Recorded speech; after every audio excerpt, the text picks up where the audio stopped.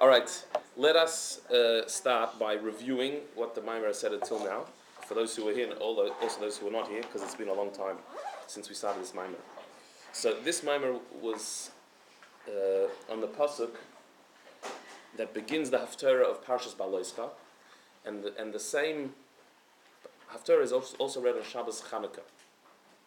The pasuk starts Roni v'simchi bas Tzion, which means sing and be joyous, daughter of Zion, because I am coming to dwell amongst you, says Hashem. Right, so it's an address. It's from the prophet Zechariah. He says to the Jewish people, "Be joyous and happy, daughter of Tzion." It refers to them as the daughter of Tzion. That's the Jewish people, because I, Hashem, am coming to dwell amongst you. So the Alter Rebbe in Torah asks a question on this. On the Maimer on Chanukah, we read this Haftarah on Chanukah, and he asked the question like this: that the reason why we read this Haftarah on Chanukah, and we also read it on Parshas Baloischa, what does Chanukah and Baloischa have in common? The menorah. That Chanukah is the menorah, and Baloischa is the parsha talking about the menorah in the Beis Hamikdash. So we read this Haftarah on both of those times because in this Haftarah, later on in the Haftarah, it talks about the menorah, a vision that Zechariah the prophet had of the menorah, the golden menorah. So the Alter Rebbe says, okay, so then why does the Haftarah start with, at the beginning, Roni v'simchi bas Tzion, and only later on talks about the menorah? It should have just started with the part about the menorah, which is later in the prophecy, the next chapter, in fact. Why does it start with Roni v'simchi bas Tzion, which is a different prophecy, where Hashem is telling the Jewish people to be joyous when they're in Golus? So that's what he explains, that Bas Tzion, the name Bas Tzion, is referring to the Yid in Golus. Why? When the Beis Hamikdash stood, we were called Tzion. When the Beis Hamikdash was destroyed and we're in Golus, we're called Bas Tzion, the daughter of Tzion. Why? Because Tzion, what does the word Tzion mean?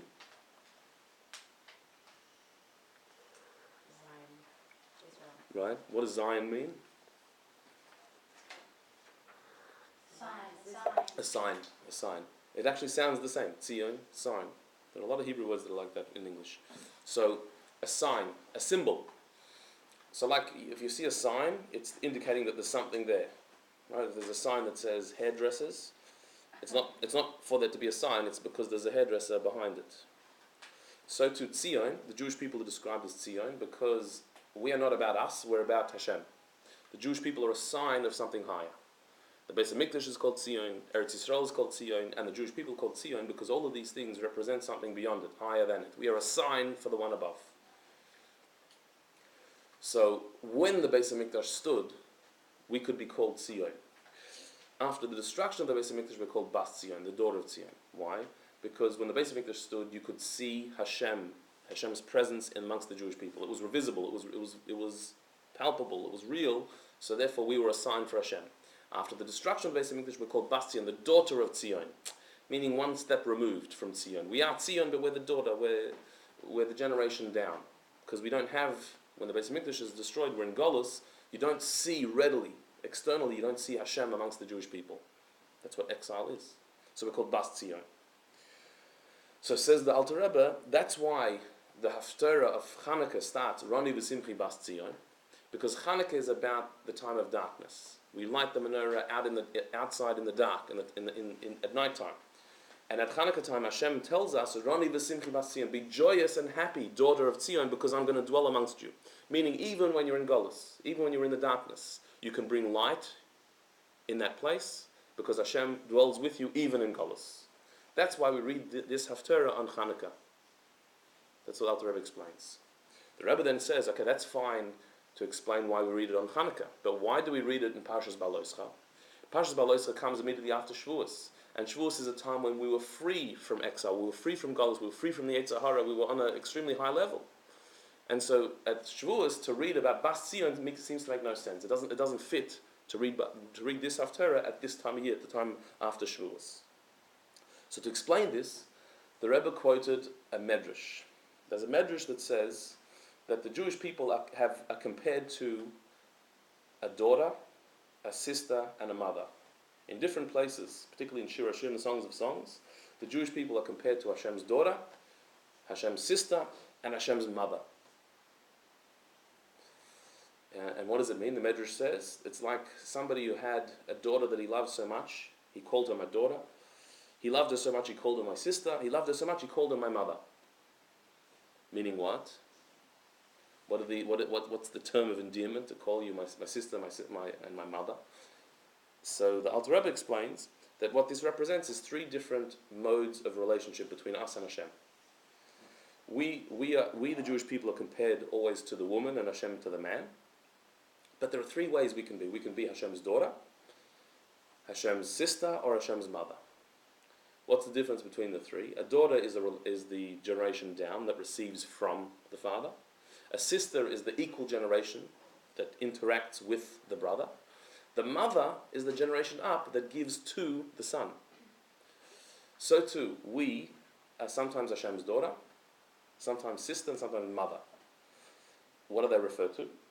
The Alter Rebbe explains it refers to when we're doing mitzvahs, or we're learning Torah, or we have a Mesiras Nefesh, self-sacrifice. These three types of avodah represent these three types of relationship. When we do a mitzvah, we're Hashem's daughter.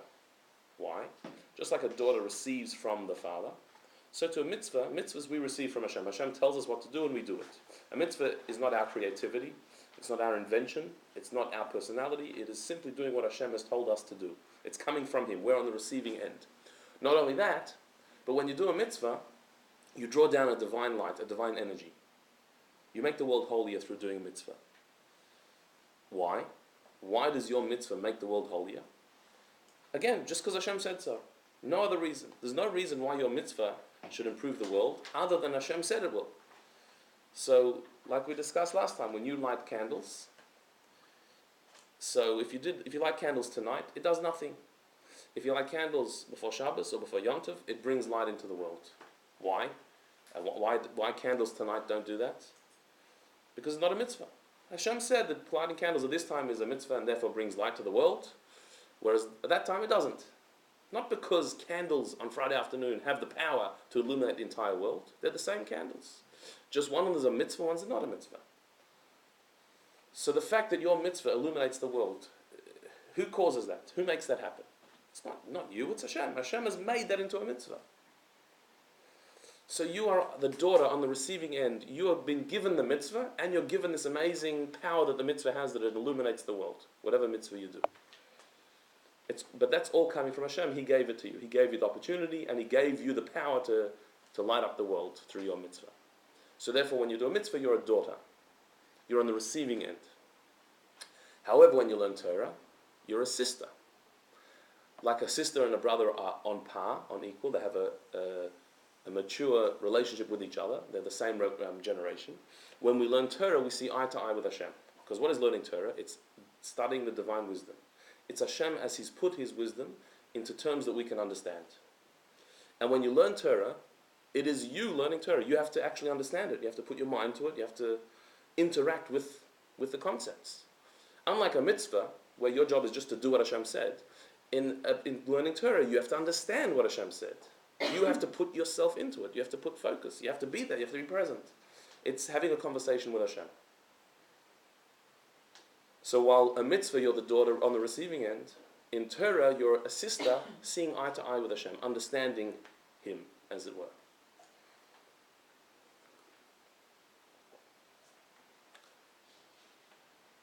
But the third level of serving Hashem is serving Hashem with Mesiras Nefesh, which means the willingness not just to do what Hashem wants, not just to learn what Hashem says, but to lose yourself for Hashem, to die for Him. When a person has Mesiras Nefesh, completely puts themselves aside and dies for the cause, dies for being Jewish, so then that is so off the charts. That's something that's so out of there that it actually gives Hashem something. He receives from that. That's beyond mitzvahs, it's beyond learning Torah, it's like the highest thing you could possibly do. To give yourself entirely for Hashem. And that Hashem actually receives something from that. One example of this is when the Yidden said Nasa v'nishma at the giving of the Torah. Nasa v'nishma meant We will do and we will hear, meaning we will do whatever you say, Hashem. We are completely giving ourselves over to you. Whatever you say, we're going to do it. They completely put themselves aside and they said, whatever Hashem says, we will do. In Chassidus, it says that when we said Nasa v'nishma, we gave a crown to Hashem. We actually crowned him through saying Nasa before Nishma, which is what it actually says in the Medrash on the Pasuk, Atar she'itlo imoy, that his mother gave him a crown, referring to Hashem. His mother gave him a crown. Who's the mother? The Jewish people, when they said Nasa v'nishma, were like the mother looking after their son, giving something to Hashem. That's the power of Mesiras Nefesh. When you give yourself over completely, you actually give him something. So not like when you do a mitzvah, you're receiving something. When you learn Torah, you're eye to eye, you're on par. When you have Mesiras Nefesh, it actually gives Hashem something. You're the mother giving to him. Yeah?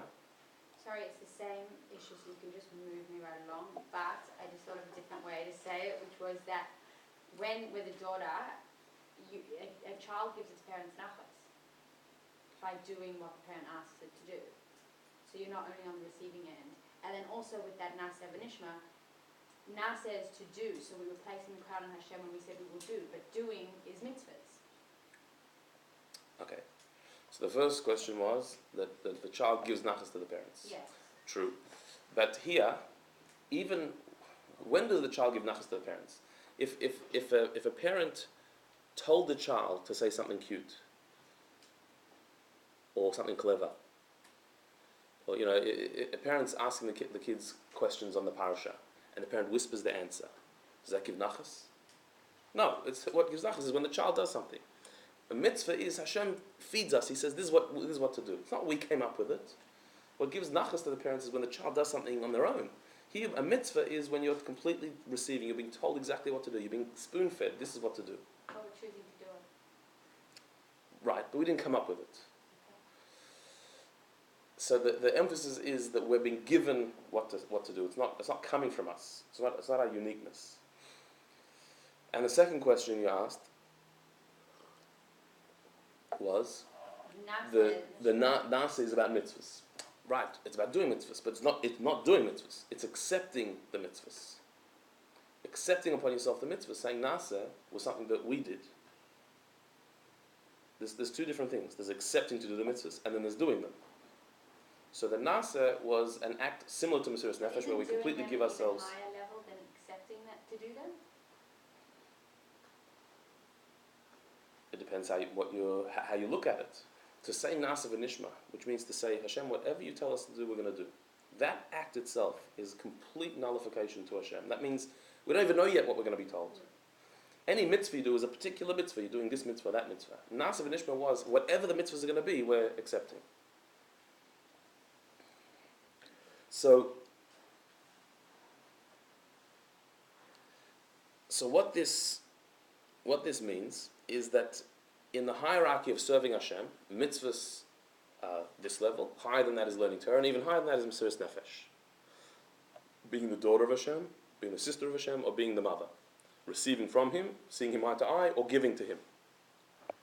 Yeah? They're the three levels. If so, that strengthens the question even more, that what happened at Matan Torah, the giving of the Torah, the Jewish people became the mother. They said Nasa v'nishma. They gave Hashem a crown. They gave him something. And then straight after Matan Torah, we read Ba'aloischa, we read the Haftarah that talks about us being Bas Tzion, the daughter of Tzion. What an anticlimax. We're way beyond being the daughter after Matan Torah. We're like the mother that gives Hashem something. Why does it go that way? That's where we got last time. We're going to continue now.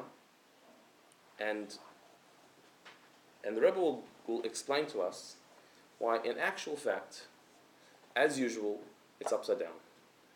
That what you think is the highest is really not the highest. What you thought is the lowest, that is really the highest. Being a daughter is actually higher than being a mother. Don't tell your mothers that. This is in Avodas Hashem. Gimel. So letter Gimel, that's where we're up to. ועניין הוא שהמשך שעדי קיום המצוות ביתי היא המשך הנעלס יוסם המשך שעדי avoida da choise v'emi. The idea is like this, that the divine light that is drawn down through keeping a mitzvah, through doing a mitzvah, which is biti, being the daughter, receiving from Hashem. That divine light is actually higher than the divine light drawn down through being a sister or a mother. Even though we would think that the willingness to die for Hashem and actually doing it is surely a much higher thing than learning a bit of Torah, and certainly much more than doing a mitzvah. In actual fact, no. Doing a mitzvah properly, when you do a mitzvah, that is higher than dying for the cause. It's greater than Mesiras Nefesh. How could it be? Ki avoided Mesiras Nefesh imi, val derech ze eisek ha-Torah achoisi, mikiven shi avoided ruchnis, yesh lo shayches lamshacha shem sheches al yada. Because when you have Mesiras Nefesh, you're on the level of imi, the mother. And similarly, when you learn Torah and you're the sister, because what you're doing is itself a spiritual act, so there is a relationship between the light that you draw down and the act you do to draw that light down. And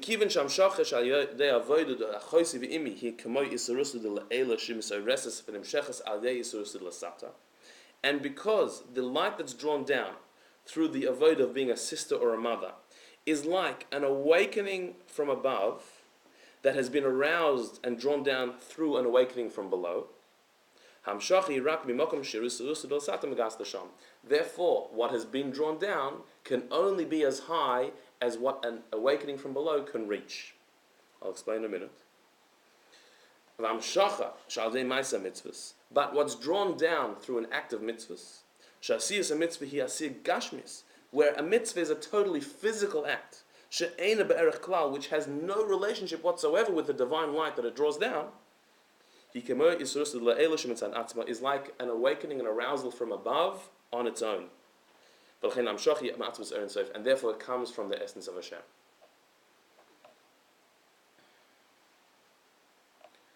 Okay, what did we just say? Isn't mitzvah also like an Isra that can cause an Isra?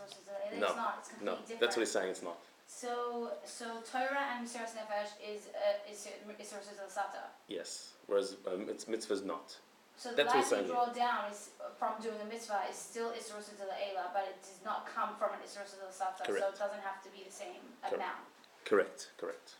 Let's explain. What's the Eila Sata thing? That's what we're going to explain. There's a phrase used in the Zohar and quoted a lot in Chassidus, that there's two ways that our relationship with Hashem can work. It can be bisarusa de lasata isarusa de laela, which means through an arousal from below, there's an arousal from above. Or it could be isarusa de laela misad atma. It could be there's an arousal from above on its own. Meaning, sometimes Hashem's light is drawn down to this world through our effort, through something we do. We initiate our relationship with Hashem, we do something to reach out to Him, and that draws down a divine light. An awakening or arousal from below arouses above. We start the arousal, we initiate the relationship, and therefore He reacts to us. Sometimes there's an arousal from above, which means that He sends down His light without us asking for it, without us putting effort in, without our thing. Meaning, sometimes you are inspired, let's say. Let's say you're going through a time where you're feeling inspired. You're feeling motivation to do mitzvahs. You're spiritually attuned. You're switched on. You're in an inspired mood. How did it happen? Where did it come from? There's two possibilities. One is it could come from you. One is it could come from Hashem. Meaning, what does mean came from you? Maybe you put effort in. You were, let's say, uninspired, and it bothered you, and you said, I'm so flat. My life is completely two-dimensional. I need to get moving. And so you said, well, I'm uninspired. So what are you supposed to do when you're uninspired? You feel like doing nothing. Just like sleeping and wasting your time. That's when you're uninspired. That's what you feel like doing.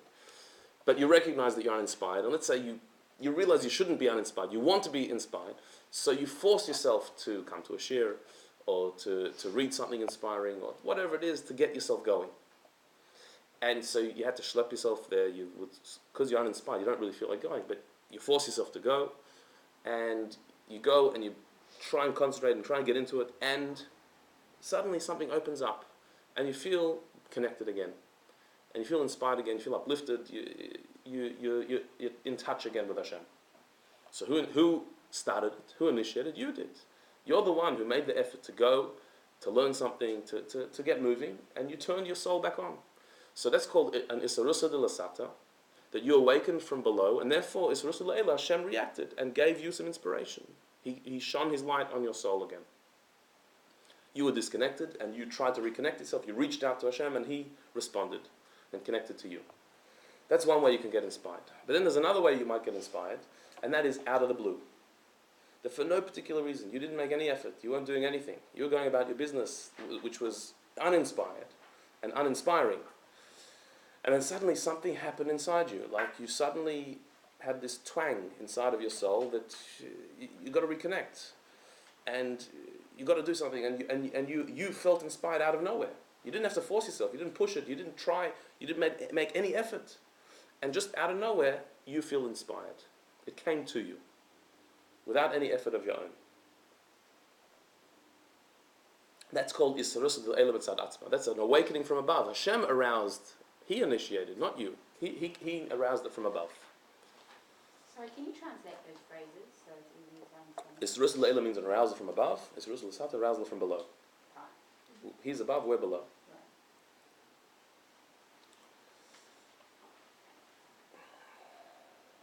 So which is higher? Why? Ourselves. Yeah, your own effort. Does that make it higher? Because through your own effort? Makes it Makes makes it it work also- more. Obviously, if Hashem gives it to you first, it's going to be higher. It's coming from higher. Yeah, but higher to who? if you do it yourself, then I think it's So are we saying what's higher or what's more real? Definitely when you work on an inspiration and you earn it yourself, it's more real, it's more integrated, it's more you. But when it comes from Hashem, it's going to be higher. Because when you arouse yourself, so how inspired can you make yourself? How high can you reach already? It's limited by you. And so Hashem's reaction will be according to your effort, and your effort is limited by definition. You're a limited being. Whereas when Hashem initiates the inspiration, that's when it's got a wow factor. That's when it's overwhelming, because that's totally coming from Him on His infinite level. So it's higher. It's maybe not as integrated. It may not last as long. But it's coming from a higher place because it's coming from Him. It's a bit like when a kid asks their parents that I want a new bike. So there's two things the parents could say. One is, okay, I'll buy you a new bike. And the parents go out and buy a bike for the kid. Or the parents could say, okay, you want a new bike, so wash some cars this Sunday and go and earn some money. And when you earn enough money, you can buy a bike. So what's the difference between the two? Well, the bike that the parents buy will probably be a better bike, because the parents can afford a better bike than the kid earns through washing cars. But it's a better bike, but it's not necessarily as real, as earned as theirs as if they work for it. But a kid washing cars, how much can you make already? What can you earn? According to what you earn, you'll buy the bike. If you're talking about who will get the better quality bike, the parents can afford a better quality bike. If you're talking about who will own it, appreciate it more, okay, that's where effort from below, that's when the kid's working has a plus to it. But if you're talking about the quality is better when it comes from above. If you're simply looking at the bike. So too with mitzvahs, or with our relationship with Hashem generally, that when we make the effort and draw down a divine light, it's only going to be as much as we can reach, as much as we can earn, which is limited to our human finiteness. Whereas when Hashem initiates and He draws down to us, that's going to be on His level, what He's drawing down, and therefore that's infinite, it's going to be much higher. So the Rabbi says a very fascinating thing in this paragraph we just read. The difference between doing mitzvahs as opposed to learning Torah or having Mesiras Nefesh is that when you learn Torah, you've done a spiritual act. You've done something that is divine. You're learning divine concepts. You've taken in divine wisdom into your mind. You've done something that is innately holy. Certainly if you have Mesiras Nefesh, so that is a spiritual act. So therefore, the light that's drawn down will be commensurate to your act. You've done something spiritual, so you draw down a certain spiritual light, which is like an awakening from below, an initiation from below that arouses above. And therefore the arousal will be in measure to your act. When you do a mitzvah, on the other hand, the mitzvah you do has nothing to do with the divine light that draws it down, that is drawn down from it. The mitzvah you do is a physical act. You can't say that this act draws down divine light. Makes no sense. Just Hashem has made it that way, that your act should draw down divine light. But there's no natural connection between the act you do and the light that you draw down. Therefore, it's not really like an arousal from below that arouses Hashem. It's not like you're initiating the light. It's really coming from Hashem, because He's decided that your mitzvah brings down light. Therefore, the light that comes down is much more intense, because it's on Hashem's terms, not your terms.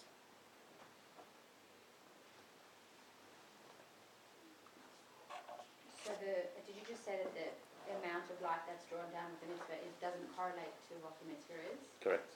Right, so when you're saying like that the arousal from above is a higher quality, like the bite from the parents is a higher quality, if you do a mitzvah, it's not necessarily to say that the parents aren't then going to buy you the bike that they would have initially bought you, or that Hashem won't give you that amount of light. No, that's what the mitzvah is. The mitzvah is a gift from Hashem. The light that comes down is a gift from Hashem, like the parents buying the bike. It's on His level. Yeah, but you've still done something. Right, but what you've done in no way earns the light that comes down. But it's shown that you want to connect, that you want the bike. I understand, but there's no, the bike.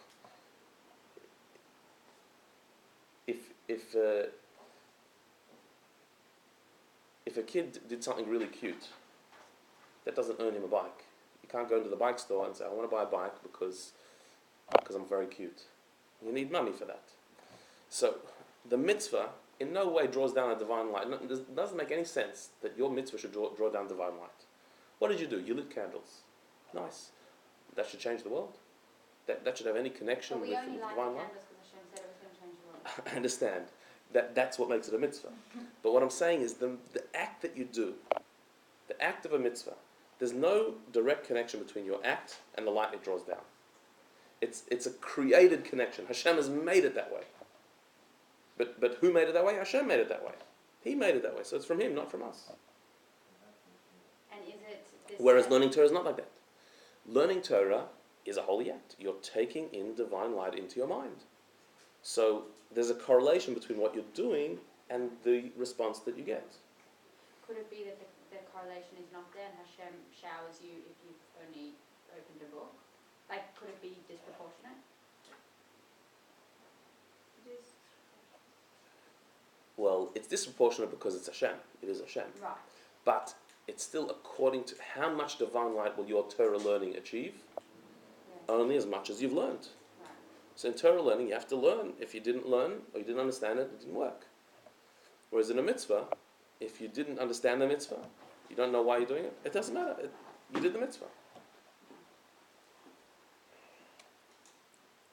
So do you get the point here? It's quite a subtle one.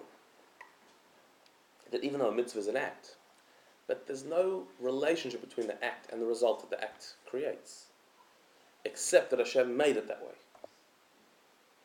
Whereas in learning Torah or in having Mesiras Nefesh, self-sacrifice is an amazing thing. So therefore the light it creates sort of makes sense.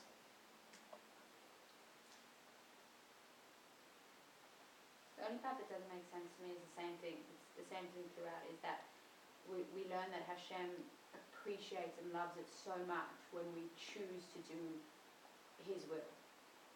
Right? So when we're choosing to do His mitzvahs, I can't believe that. I understand that the light that comes down is like totally. But why? But that's still. Why does Hashem like it? Because we've done something Hashem likes, or because Hashem has given us something that He likes.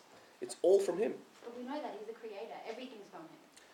I understand, but in doing a mitzvah, it's what makes a mitzvah a mitzvah. Not your participation. The act. Right, but if we don't participate, well, it is. I understand. That's what He's asked us to do. It's like a parent telling the kid, wash my car, and I'll pay you $200. So if he doesn't wash the car, he won't get $200. But is washing a car worth $200?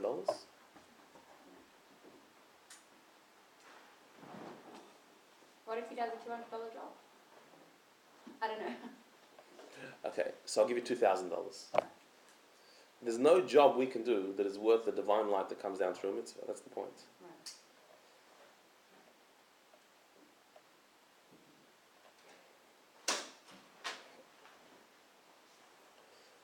So the words of the Rebbe here are that when you learn Torah, you draw down a divine light that is in measure to the Torah you learned, therefore limited. When you do a mitzvah, you draw down a divine light that is totally from Hashem, because it's from Him, it's not from you. Therefore, it's from the essence of Hashem, far higher than any limitation. Therefore, does it not last as long? Is it not as integrated? Therefore, yes, learning Torah changes you, whereas doing a mitzvah doesn't. So in cognitive behavioural therapy, it's the exact opposite. It's the act. Repetition of the act unconsciously changes the psyche rather than a thought, rather than the cognition changing behaviour. So Torah says also that way, that meaning that repetition of an act becomes habitual. But here we're not talking about the act, we're talking about the divine light that's drawn down through the act. Like, does that divine light connect you? Do you feel it? Does it become you? No. It does affect you on a spiritual level, but physically, down here, it doesn't affect you. Whereas learning Torah physically affects you. You've taken divine wisdom into your mind. You can't help but being impacted by that. Like Rabbi Aaron Karliner said, that there's three things that affect a person even if you don't want them to. Alcohol, money, and chassidus. That even if you don't want to be affected by alcohol, it affects you. You think that money doesn't matter anything to you, it doesn't impact me, it does. And chassidus too. You learn chassidus? Sorry. It changed you. Rabbi Aaron Karliner. Then it makes sense that learning Torah wouldn't be a mitzvah. Like, why is learning Torah a mitzvah then? Because then That's totally confusing. I just want to throw a spanner in there. Because I've also just been thinking. There is one of the 613 mitzvahs is to learn Torah. Yeah. But we're not talking here about technical, what's considered a mitzvah or not. Learning Torah is a different category of mitzvah entirely. Talmud Torah Keneged Kulam. That learning Torah corresponds to all the mitzvahs. It's not just another mitzvah, learning Torah. And we see that because, for example, the obligation of learning Torah is different for each person. A mitzvah is a mitzvah. And if you're obligated in the mitzvah, you have to do it. Learning Torah, every person is obligated in the mitzvah differently, depending on who they are, on their life situation. It's a different quality of mitzvah. So yeah, it is one of the mitzvahs, but it's not. It's in a category of its own. So is Mesiras Nefesh. You can say the same. Mesiras Nefesh is also a mitzvah. Kiddush Hashem is a mitzvah. Right, but it's not a mitzvah like other mitzvahs. And we'll see why a bit later in the Maimer, why Kiddush Hashem, even though it's a mitzvah, but you can't compare it to other mitzvahs. It's a different type. Tshuva is also like that. Tshuva is a mitzvah. But it's a mitzvah that fills in for other mitzvahs. It's a different level of mitzvahs. So there are certain mitzvahs that are in a school of their own, in a category of their own, as opposed to lighting Shabbos candles, putting on tefillin, giving tzedakah, eating kosher, and shaking the lulav.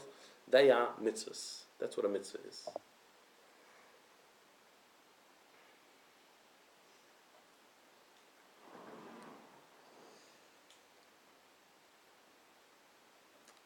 So what the Rebbe has shown, and we'll go into deeper, is that mitzvahs are actually deeper in this way than learning Torah. There's an advantage of learning Torah. Another Mamorim talk about that. And there's an advantage of Mesiras Nefesh, which we spoke about earlier. But this Mamar is showing us how doing a mitzvah draws down a more infinite divine light than learning Torah does, or even than Mesiras Nefesh does. Why? Because the mitzvah is so not connected to the light that it draws down, that light is coming from Hashem, not from you. It's on His terms, not your terms. V'zeh, top of the next page. V'zeh rani v'simchi bas Tzion, ki hini ba b'shachanti b'soichech. That's what it means in the pasuk that we quoted at the beginning. Sing and be joyous, daughter of Tzion, because I am coming to dwell amongst you. Shehineni ba kol shnei anyonim. When it says I'm coming, it means two things. What it means is when you're bas Tzion, when you're doing a mitzvah, then hineni ba, I'm the one coming. Meaning it's coming from me. I'm going to put my divine light into your life, but it's coming from me, not from you. It's not something that you earned, it's something that I'm giving you. It's coming from me, from my terms. An awakening from above, not awakening from below. And and who's coming? Me, myself. It's my very self that's coming down, my infinite self coming down. Because through a mitzvah, it's me. I am initiating the revelation. When you learn Torah, you've drawn down a revelation. When you do a mitzvah, I'm giving you the revelation. It's coming from me, so therefore it's high. It's myself. Hineni ba. I myself am coming down.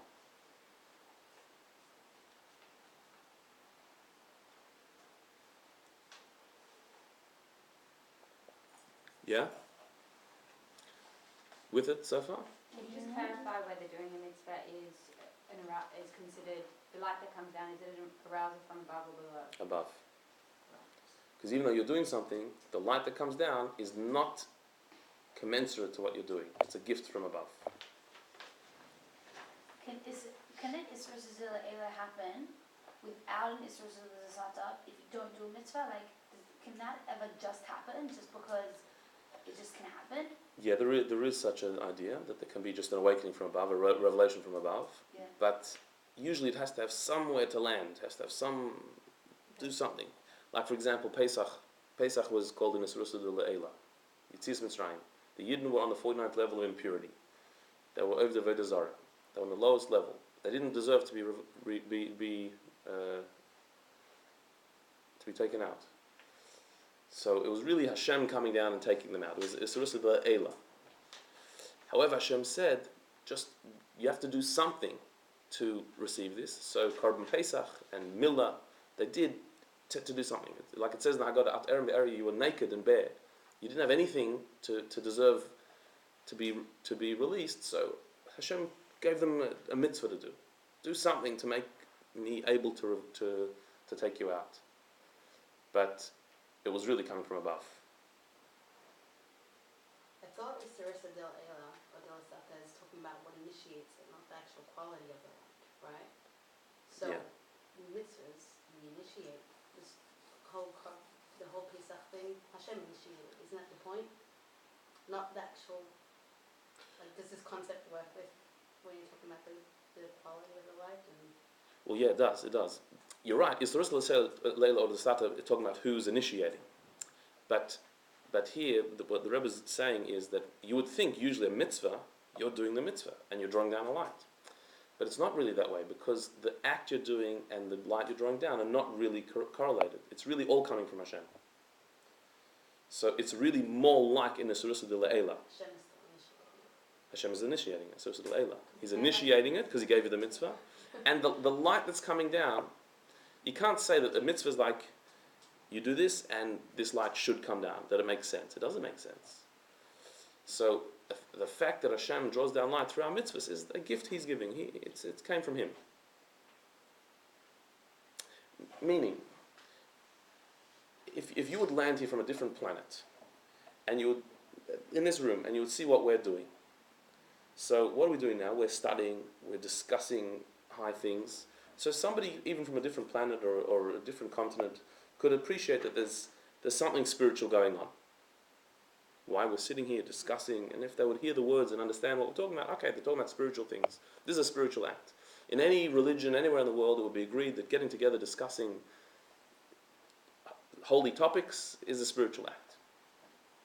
if that same person from a different continent or a different planet would walk in here and happen to be sukkahs, and we had branches that we were shaking, would they conclude that there's a spiritual thing going on here? There's a religious act? There's something holy here? There'd be no reason to say, you're holding branches and walking around, there's no reason to say there's anything spiritual here. Learning Torah is a spiritual thing. Anyone can agree to that. Shaking a lulav is spiritual? Who made that spiritual? It's only because Hashem made it spiritual. And that should draw down divine light? Because Hashem made it draw down divine light. It's totally coming from Him.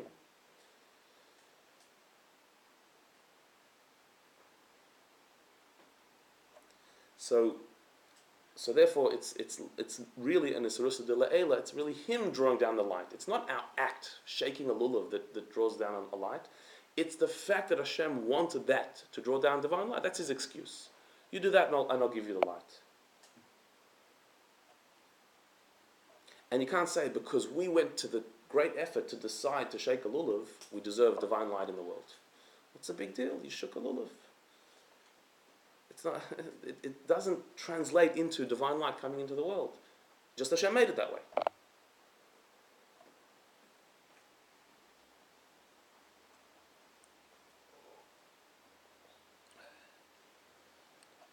Let's look at the next paragraph. Yesh l'hoisif. So the Rebbe says now we could actually add another layer to understanding why a mitzvah is so much more Hashem and so much less us. The advantage that there is in serving Hashem through being a daughter and doing mitzvahs over serving Hashem as a sister or a mother is also in relation to the person doing the avodah. Till now we're talking about the light that's drawn down through the avodah. But also as far as the person doing the avodah, there's an advantage when you're doing a mitzvah over learning Torah or having Mesiras Nefesh. What's that? Listen carefully.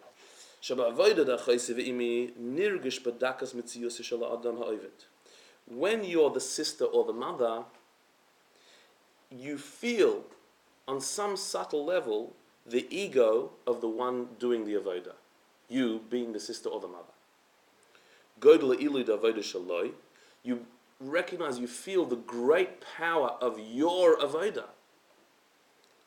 Meaning, brackets, the power of the actual act of avodah itself, avodah de'esek Torah, whether it be learning Torah, or mekolshken avodah Mesiras Nefesh, or certainly Mesiras Nefesh, giving your life up for Hashem. You can see how wonderful, how powerful, how awesome that act is. So your ego is a bit there. And also you can see the advantage, the power of the reaction, the divine reaction to your avodah. You've become a sibling, a sister to Hashem. Or even more that, a mother that is giving to Hashem. So you are mixed in there.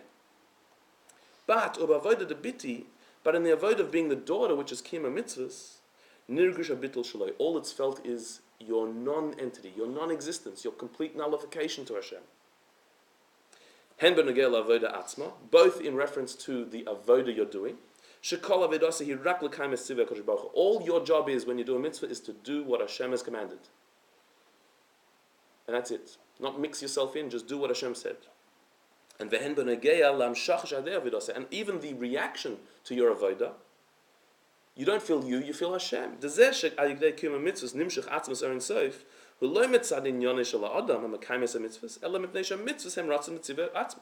fact that there is a light drawn down through keeping a mitzvah, and what you draw down is the essence of Hashem, is not because of you doing the mitzvah, it's because Hashem has told you to do the mitzvah.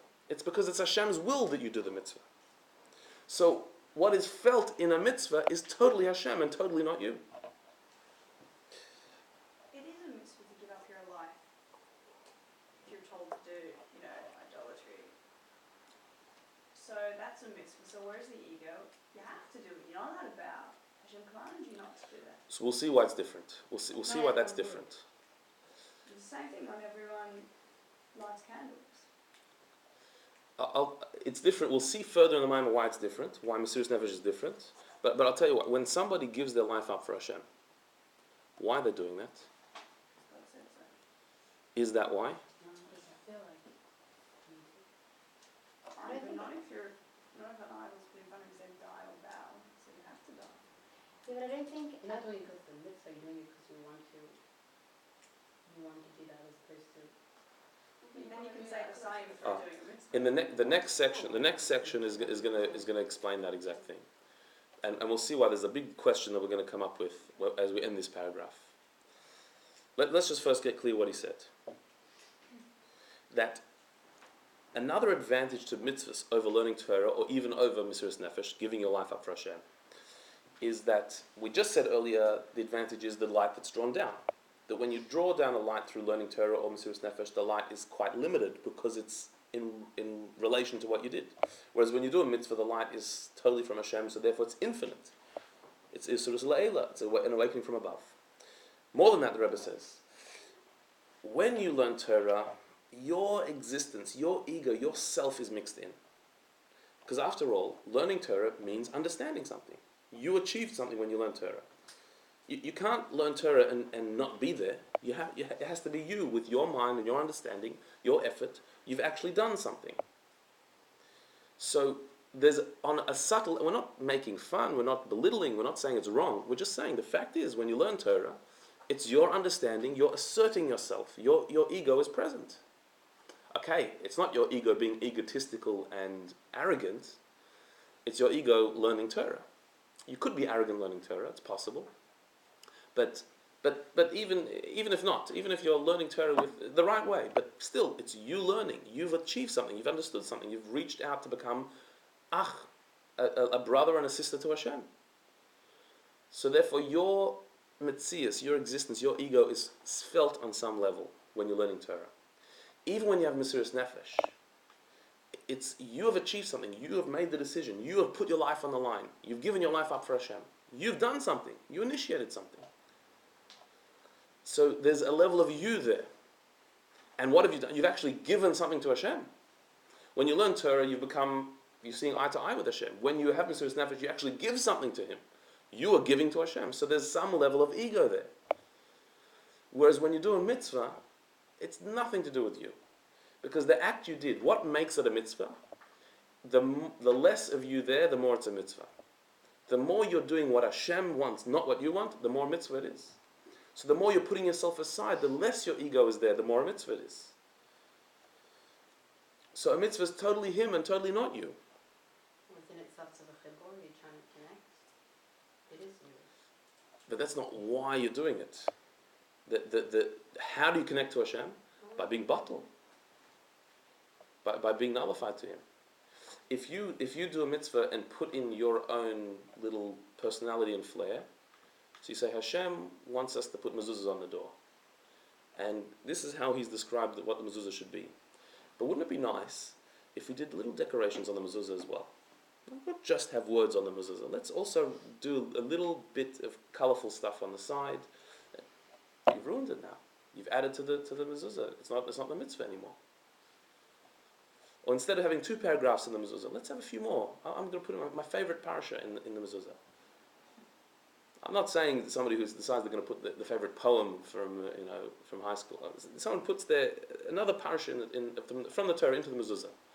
You've added to the mitzvah. You've lost it. You're not doing what Hashem said to do. The whole thing of a mitzvah is you're doing what He wants, not what you want. That's what makes it a mitzvah. So therefore, there's so little you as far as an ego involved. It's so much Him. So therefore it's much higher. Again, Torah is Torah. We're not saying there's something wrong with learning Torah. Of course not. But as far as how much divine light is brought into the world, a mitzvah brings even more than Torah. Because there's more bittul, there's more self-nullification. Where does kavanah come into everything in terms of doing the mitzvah and how much you involve yourself in the mitzvah? So even kavanah, why would you have kavanah in a mitzvah? Why would you have any intent or any feeling or any of you in the mitzvah? Because Hashem said to. That's also because Hashem said to. So even your intent in the mitzvah is because Hashem said. When it comes to Torah, if you can come up with a new approach in Torah, a new explanation in Torah, your own new pshat. That's wonderful. That's fantastic. That's adding to Torah. In a mitzvah, if you come up with your own new intention for a mitzvah, that's a new religion. That's not Yiddishkeit. You're making up your own thing now. You can't make up your own explanation of a mitzvah. This is why we do the mitzvah. This is what the mitzvah is for. No, you don't. The intention has to be, what does Hashem want me to think when I'm doing the mitzvah? What am I supposed to feel when I do the mitzvah? It's all still Hashem. And even that is still secondary to just doing the mitzvah. If you have all intentions in the world but you don't do it, you've done nothing. If you had no intention in the world but you did the mitzvah, you've done the mitzvah. Again, also where does davening come into everything? Another mitzvah, or is it learning? Davening also is like a little different category. If it's easier, when we're saying mitzvah here, consider it mitzvahs maisius, mitzvahs that are actions, that are doing.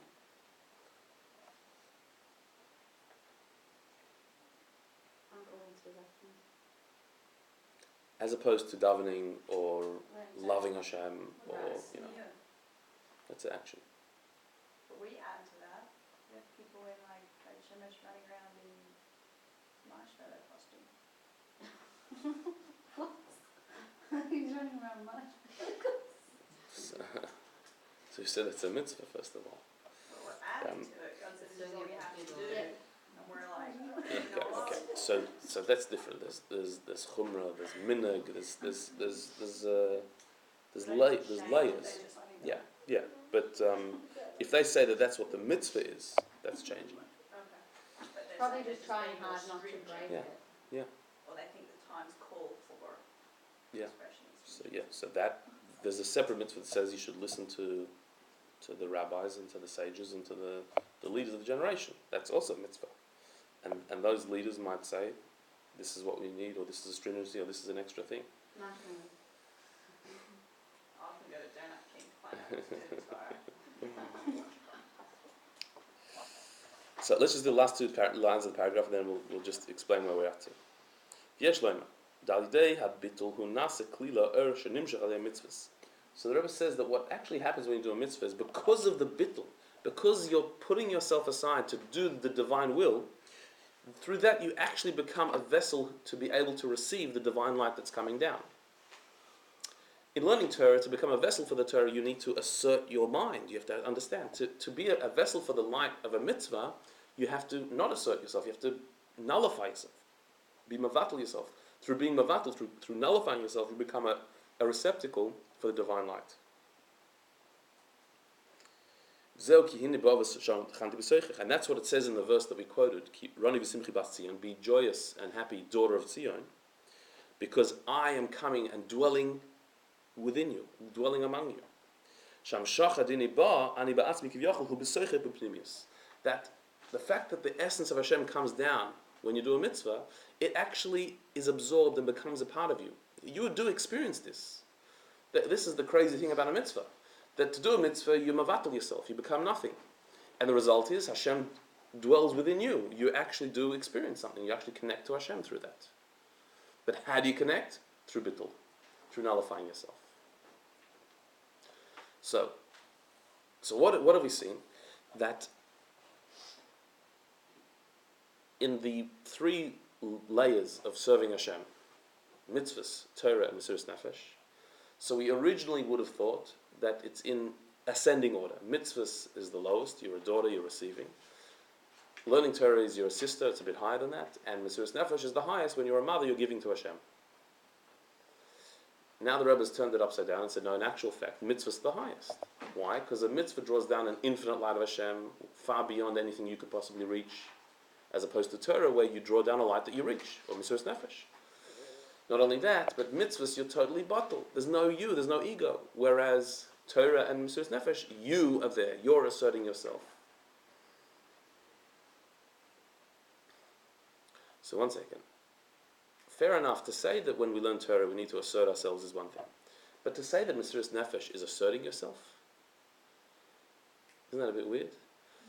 To say that your willingness to die for Hashem that's ego. That's not what we would have thought. We wouldn't have said that somebody's willingness to die for being Jewish is ego. Or even has ego. Right, isn't that the ultimate bittul? If bittul is the measure, if you're saying that the more Hashem is there, the less you must be there. The more you nullify yourself, the more divine light can come down. If that's what we're saying. So what greater bittul can there be than Mesiras Nefesh? What greater self-nullification can there be than willingness to die, to disappear, to lose yourself entirely for the cause? Are we really saying that when you light Shabbos candles, that is greater self-nullification than if you were to die for being Jewish? Greater bittul. When you put money in the pushka, that is a greater bittul than being tortured to death for being Jewish. Huh. What greater bittul could there be than dying for the cause?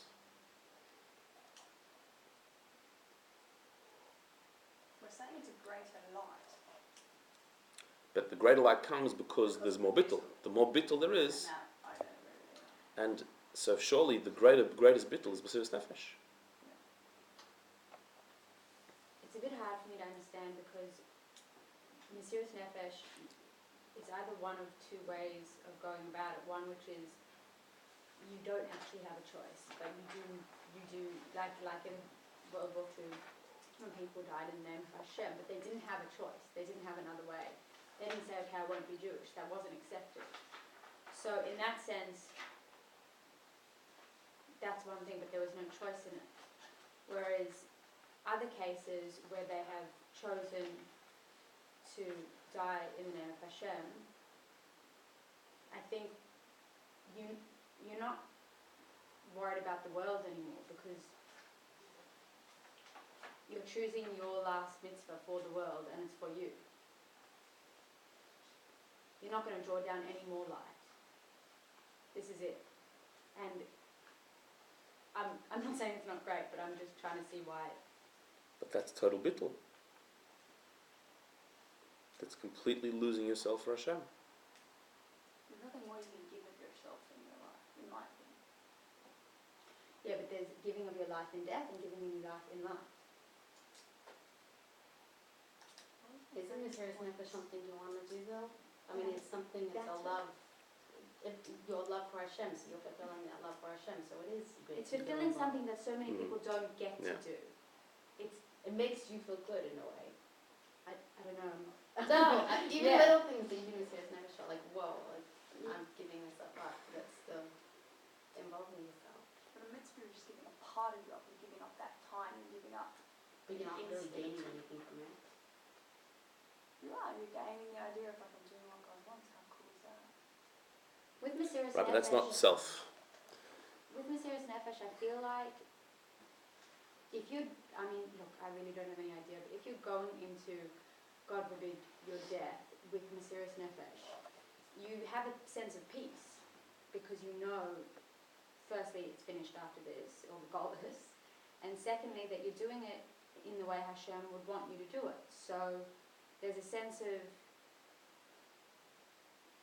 But you're gone. exactly, you're in a better So- place. You're with Hashem. So But it's doesn't not you.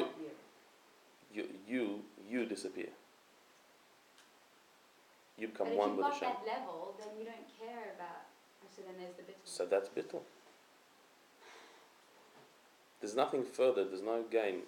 It's like I'm lost. That's Except for bittul. maybe your what's it called? When you die, your legend, your Legacy. legacy. Most people who've gone on Mesiras Nefesh, Al Kiddush Hashem, there's no legacy. That's it. But most of